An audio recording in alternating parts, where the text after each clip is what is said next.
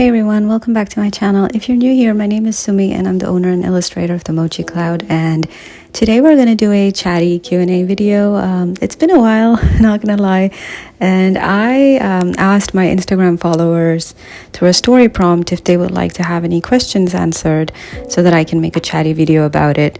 And I think I like this format of using YouTube to answer questions that require more than just a few sentences and just, talking about it for a few seconds, because that's what most of the time Instagram and TikTok has, been right now.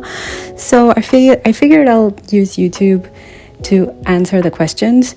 So if you have any questions, also let me know in the comments below. I will try to answer them, and if I do feel like it would be a good topic for a video, I will use that for one of my upcoming videos. So we're gonna get straight into some of the questions. I did mention on my story that you can ask me anything, but if you have something, if you're unable to find a specific question, I also said that some of the things that I like talking about or could be prompts for you, could be art, stationery, journaling, anime, manga, lifestyle, etc. So all the questions that I did get were within this realm, so we're just going to get into it.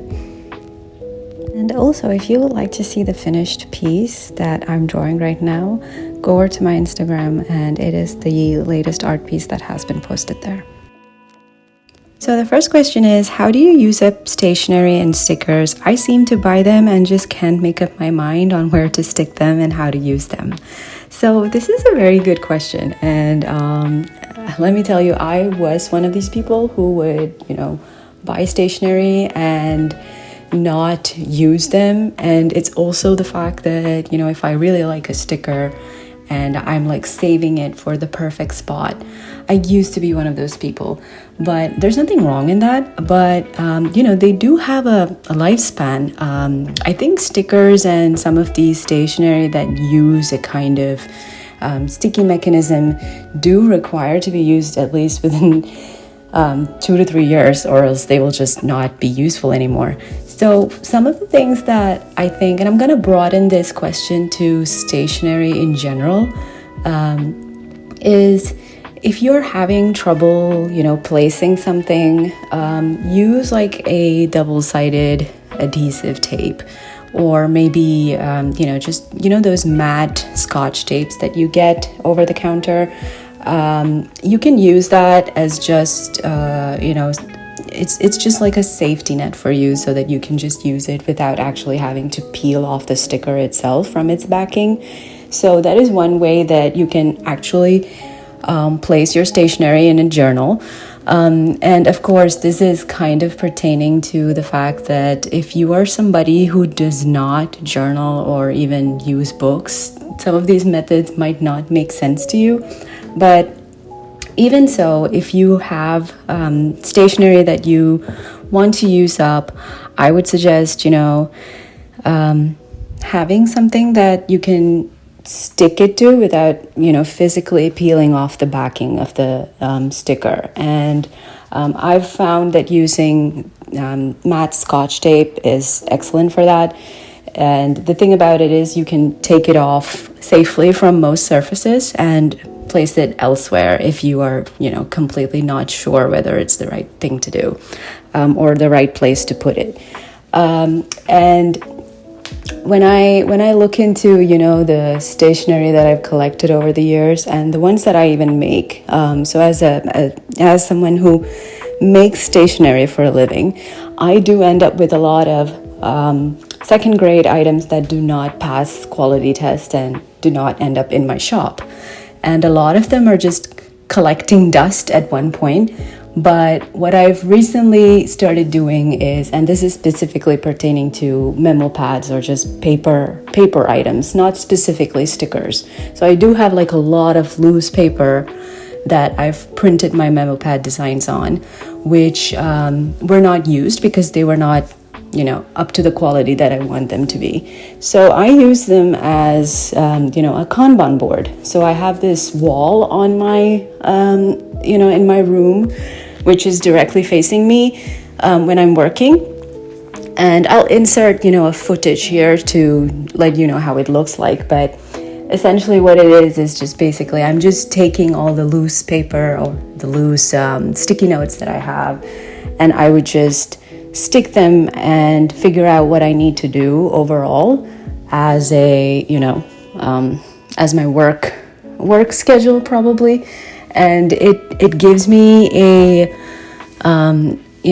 it gives me an outlet to use all of these stickers, even the memo pads, so that I'm not completely wasting them and they're not collecting dust. So if you are someone who has a lot of maybe washi tape and like memo pad papers laying around, this is also a very good tactic. So you can create something like a Kanban board, which is, essentially like a to-do list, and you figure out what are the things that you need to do, pick things from, that list, move them around, and take it to, its completion, for lack of a better term.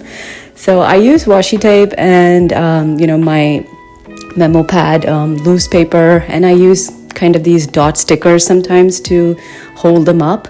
If they are sticky notes, they have the sticky backing on them, so I don't have to worry about using like a dot sticker. But they're actually pretty nice if you use it that way, and it helps you just use up your stationery and not leave much of a problem, and you don't end up with a lot of stuff either way. So that's how I would probably go about this. I know it's a little hard to completely get into stationery, and if you are someone who journals or plans, just use them up. That's what I would suggest, because if you don't use them up, you cannot buy them more. So yeah. So the next question is, how do you deal with art block? And I am gonna try and answer this in 2 different sections maybe, or 2 different ways. Now, when I'm going through art block, it's most likely that my mood is also not that great. And I try not to force myself when I'm not in, when I'm not in a good mindset to create art, because most likely I will end up creating something which I don't like and just completely scrapping it, and I would have wasted so much time just to feel sorry for myself. So that's one thing that I try to do. But it's not as simple as that as well. There are times when I really do want to create something and I just don't have inspiration. And what generally happens, and what I try to do at that time, is go through art prompts on Instagram. And I would say that when I'm not able to create original art, meaning I thought up the concept, I found a reference for something and just created it out of my own brain. Generally, I would go to accounts like Still Here, Still Life, that hosts these painting challenges.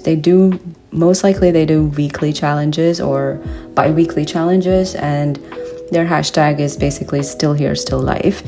And other prompts such as Food Paint Challenge and Plant Paint Challenge. The one that you see me drawing here is from Plant Paint Challenge, which is hosted by Vicky McGrath Art. And I find that when I'm in a situation where I just don't have enough inspiration around me, I always tend to go through art prompts and try to create something. And I eventually want to do something with this art, and that's something that I've been thinking about for a long time, and I'm kind of working towards doing something about it. But that is the other way that I deal with art block. And I do also have a few art books that I own, and they're not technically art books, they're actually anime art books, for lack of a better term. And I find that looking at all of that also gives me a lot of inspiration. And especially if you're familiar with the anime called Toilet Bound Hanako-kun, there is a there's 2 art books actually, volume 1 and volume 2, of that particular anime and manga, which is fully colored, and it's absolutely gorgeous. It is something that I always look at when I'm stuck in a rut and I just don't have any idea what colors to use. So I would say that's about it. And I would also say that if you're someone who is going through art block, also try to figure out what is causing it, but don't force yourself to create something, because that might not be very helpful. Always take a break. I think that's important for artists as well. So yeah. So the next question is, what's your personality type? And I'm going to assume this is the Myers-Briggs personality test that we're talking about. I am an INTJ, and I would agree that I'm very much that type. I think they're also categorized as an architect, if I'm not mistaken. But yeah, I'm an INTJ. And fun fact, when I used to take the test like 6-ish years ago, I used to be an INFP.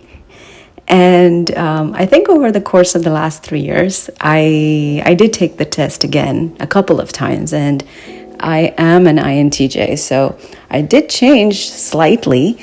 I don't know if, I think that happens as you age, or as you grow older and things happen to you. So let me know if something like that sort has happened to you. I only know of one individual who has gone from being an introverted personality to an extroverted one. So if you have someone that or yourself who has had personality types change, let me know in the comments.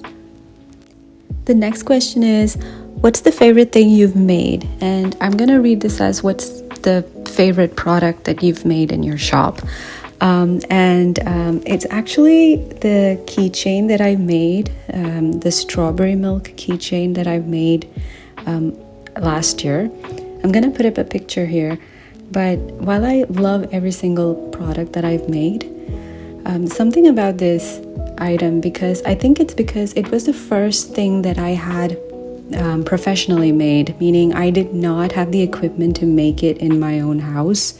I drew up the design, and obviously I couldn't make an acrylic keychain because I don't have the equipment at home to make it. So I had used a supplier to make it, and they shipped it in a couple of weeks. And when I got it, I was so happy because it seemed very surreal looking at something that you have designed and seeing a physical product, which is not just a sticker. Not to say that stickers are not physical products and they don't bring me joy, but this was one of the things that it really made me feel so happy. So I would say the strawberry milk keychain is probably one of the ones that I really love. I have since then made other keychains, but something about the strawberry milk one really made my day when I received that package.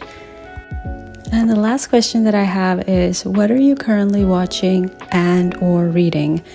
So I'm gonna start with what I'm watching, or what I've just finished watching. So I'm caught up with Demon Slayer, the latest episode, and we've been watching, or rather rewatching, Jujutsu Kaisen in preparation for the new season.